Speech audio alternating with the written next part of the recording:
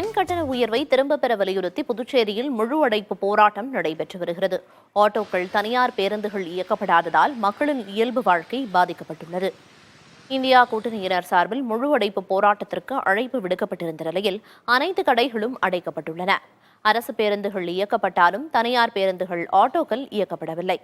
இதன் காரணமாக வேலைக்கு செல்வோர்கள் கடும் அவதியடைந்துள்ளனர். முழு அடைப்பு போராட்டம் காரணமாக தனியார் மற்றும் அரசு பள்ளியில் 1 முதல் 8ஆம் வகுப்பு வரை படிக்கும் மாணவர்களுக்கு விடுமுறை அறிவிக்கப்பட்டுள்ளது. இதனிடையே மின்கட்டண உயர்வை கண்டித்து புதுச்சேரி கடலூர் சாலையில் இந்தியா கூட்டணி கட்சியினர் சாலை மறியலில் ஈடுபட்டனர். அவர்களை காவல்துறையினர் கைது செய்துள்ளனர். 3ல் 1 பங்கு தான் இப்போ மின்துறையில் ஊழியர்கள் வேலை செய்கிறாங்க. எல்லாரும் குறைச்சினே வராங்க.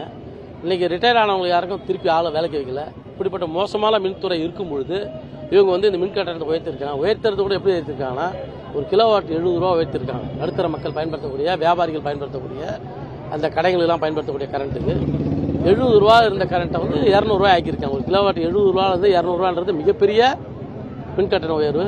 இதை கண்டித்து இன்னைக்கு மிகப்பெரிய போராட்டத்தை மக்கள்கிட்ட கொடுத்து நடத்தியிருக்கோம்.